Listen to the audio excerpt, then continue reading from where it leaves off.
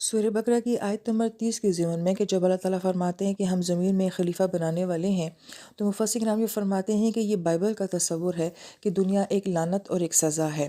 تو وہ یہ کہتے ہیں کہ اللہ تعالیٰ تو قرآن پاک میں فرماتے ہیں کہ ابھی ہم نے آیت نمبر 29 میں ہی پڑھا کہ جو کچھ بھی زمین میں ہے وہ ہم نے تمہارے لیے بنایا ہے، اور اس کو اللہ تعالیٰ جو ہے اپنی نعمت کے طور پہ بیان فرما رہے ہیں، اور انسان کے لیے اس دنیا میں روحانی اور جسمانی دونوں طرح کے فائدے ہیں۔ تو اگر یہ دنیا لعنت اور سزا ہے تو پھر اس میں یہ سارے فوائد کیسے ہو سکتے ہیں؟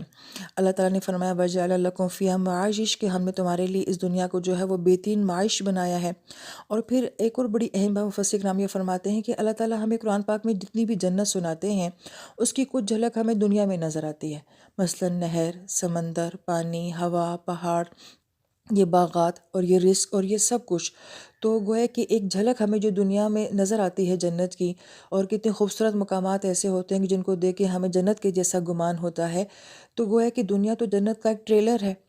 تو پھر یہ دنیا ایک لعنت اور ایک سزا کیسے ہو سکتی ہے؟ تو قرآنی آیات سے تو یہ بات ثابت نہیں ہوتی۔ پھر دوسری بات مفسرین کرام یہ فرماتے ہیں کہ اللہ تعالیٰ نے فرمایا کہ زمین میں تمہارے لیے مستقر،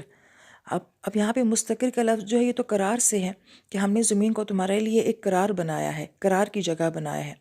اور پھر فرماتے ہیں اللہ پاک وَهُوَ مَتَاعٌ إِلَىٰ حِينٍ کہ اس زمین میں تمہارے لیے ایک وقت تک جو ہے متاع بھی رکھی ہے، فائدہ بھی رکھا ہے۔ تو پھر اگر دنیا سزا ہے تو پھر یہ ہمارے لیے قرار کیسے ہو گیا، اور اس میں ہمارے لیے فائدے کی چیزیں کیسے ہوگی؟ اور اگر سزا ہو دنیا تو دنیا میں تو اتنی سہولیات نہیں دی جاتی۔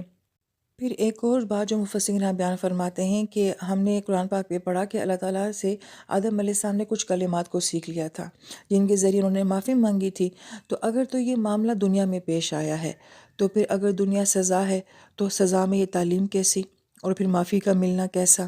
اور اگر یہ معاملہ آسمانوں میں ہی ہوا تھا تو پھر جب معافی ہو گئی ہے ان کلمات کے ذریعے، تو پھر اگر آپ کو دنیا میں بطور خلیفہ بھیجا جا رہا ہے تو پھر اس کا مطلب ہے کہ مزید سزا اور ناراضگی تو اللہ تعالیٰ کی طرف سے رہی کوئی نہیں۔ لہٰذا یہ بہت سارے اقوال ہیں جن کا خلاصہ جو ہے آپ کے سامنے بیان کیا گیا کہ دنیا جو ہے وہ ایک سزا نہیں ہے یا وہ ایک لعنت نہیں ہے جو صریح الفاظ میں بائبل کہتی ہے۔ پھر اس آیت مبارکہ میں جو لفظ خلیفہ کو بیان کیا گیا ہے کہ انسان کو بطور خلیفہ جو ہے وہ زمین پہ اتارا گیا ہے، تو مفسر کرام یہ فرماتے ہیں کہ آدم علیہ السلام جب دنیا میں آتے ہیں تو ایک اداسی ہے ان کے اندر، ایک غم کی کیفیت ہے، کیونکہ کہاں جنت اور کہاں یہ دنیا، تو وہ ایک جدائی کا احساس ہونا وہ ان کے اندر تھا۔ تو اللہ پاک ان کو فرماتے ہیں کہ آپ کے پاس ہماری طرف سے ہدایت آئے گی، اور جو اس کی اتباع کرے گا اس پہ نہ کوئی خوف ہوگا نہ کوئی غم ہوگا۔ اب یہ دو جذبے ایسے ہیں کہ جو کہ انسان کے ساتھ مسلسل رہتے ہیں، خوف کا ہونا اور غم کا ہونا۔ لیکن یہاں پہ مفسرین کرام جو نقطہ بیان فرماتے ہیں وہ یہ کہ اللہ تعالیٰ اس کتاب کے ذریعے انسان کے ان دو خوفوں کو ڈیل کرتے ہیں۔ جو اس کتاب کے ساتھ جڑے گا اس کے اوپر خوف اور غم نہیں ہوگا۔ پھر سوال یہ آتا ہے کہ بھی دنیا میں مشکلات آتی ہی کیوں ہیں؟ تو اس کا جواب جو مفسرین کرام دیتے ہیں وہ یہ کہ اللہ تعالیٰ نے قرآن پاک میں یہ فرما دیا ہے کہ ہم تمہیں جان، مال، بھوک، اولاد اور خوف سے جو ہے وہ آزمائیں گے۔ لہٰذا جب اللہ تعالیٰ نے یہ بات فرما دی کہ ہم نے تمہیں خلیفہ بنایا ہے، تو خلیفہ کے اندر یہ بات ہے کہ یہ ایک ایسی مخلوق ہے جس کو اللہ تعالیٰ نے ٹرین کیا ہے، اس کو وہ صلاحیت دی ہوئی ہے کہ یہ فیصلے کر سکتا ہے، یہ معاملات کو ڈیل کر سکتا ہے، یہ کام کو سنبھال سکتا ہے، یہ مشکلات کے اوپر قابو پا سکتا ہے۔ یہ تمام صلاحیتیں دے کے پھر اللہ تعالیٰ نے فرمایا ہے کہ یہ میرا خلیفہ ہوگا زمین کے اندر۔ لہٰذا جس انسان کے ساتھ زندگی میں جیسے حالات اور واقعات پیش آتے ہیں، دراصل میں اس انسان کو انہی حالات کے لیے ڈیزائن کیا ہوا ہوتا ہے، اور وہ اس کے اندر بھرپور اللہ پاک نے صلاحیت رکھی ہوئی ہوتی ہے کہ وہ ان تمام حالات کو جو ہے وہ اچھے طریقے سے ڈیل کر سکتا ہے۔ یہ نقطہ بیان کرنے کے بعد مفسرین کرام یہ فرماتے ہیں کہ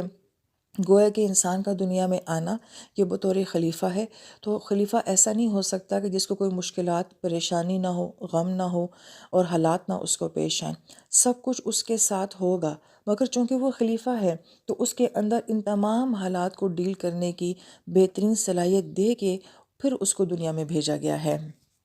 لہٰذا جب ہم اس بات کو سمجھتے ہیں، اور سورہ یوسف میں بھی یہ موضوع بیان کیا جاتا ہے کہ جس انسان کے ساتھ جو بھی حالات پیش آتے ہیں اس کو لگتا ہے کہ سب سے مشکل میرے ساتھ ہی ہے، لیکن دراصل میں اس کے اندر صلاحیت پہلے سے فیڈ کر دی گئی ہے، حالات پھر بعد میں اس کے پاس آتے ہیں۔